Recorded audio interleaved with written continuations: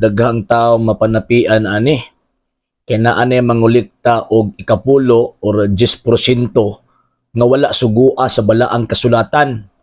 Unya ang gigamit na kapital mismo ang santos na kasulatan. Tanawa ra, diha sa balaang kasulatan sa Malakias 3:10 ang matag sakop sa banay si Israel muhatag og ikapulo.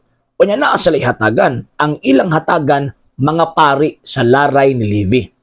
Munang atong basa kung atong basahon ang Hebrews chapter 7 verse 5 hangtod pataas ana nga mga kapitulo mga bersikulo, makita og mahibaw-an nato nga ang ana ay katungod nga mangulikta og tithes or gitawag og 10% or 10% gikan sa ato ang gitawag og kinitaan mga pari.